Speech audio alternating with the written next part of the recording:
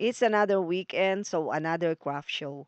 Come along with me to Art in the Park in Perry Sound, a 3-day event from Friday to Sunday where I've been a vendor for many years.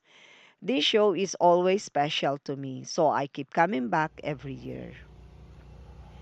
Perry Sound is about 2.5 hour drive from my home. So instead of driving back and forth every day, I stayed at my daughter's house in Wasaga Beach during the show.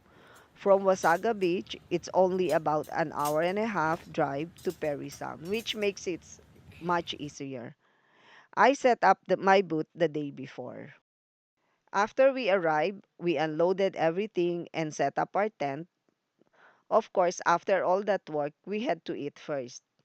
I always make sure to have some rice and good meal because we need the energy to get through the day.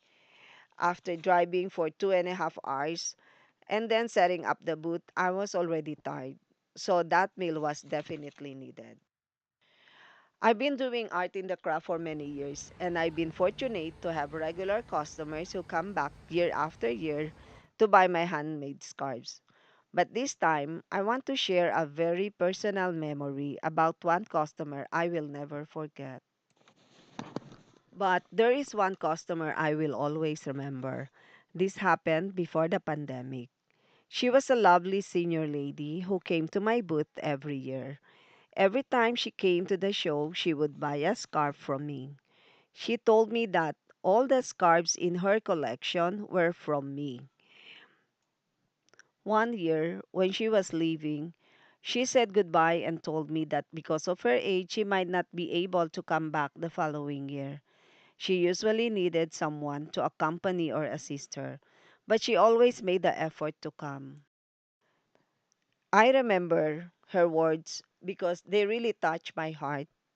She loved my scarves so much, and knowing that she had built a collection of them over the years meant so much to me. She said something that really touched my heart. She told me that she loved my scarves and that her entire collection of scarves was from me. Those words have stayed with me all these years. After that goodbye, I never saw her again. Every time I come back to Art in the Park in Perry Sound, I remember her and I missed her. I remember her and wonder how is she doing. It reminds me that my handmade business is about more than just making and selling products. Sometimes the people we meet along the way become part of our journey.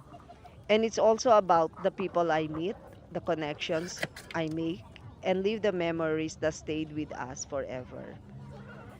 Thank you so much for joining me on my handmade business journey and retirement life adventures here in Canada. If this vlog inspired or helped you in any way, please like, share, and subscribe to my channel. I truly appreciate all of you being part of my handmade business journey and my retirement life adventures here in Canada. Thanks and maraming salamat for spending time with me. I'll see you again in my next vlog, another weekend, another craft show. Take care and God bless us all. Bye for now. Bye, Perry Sound. See you next year.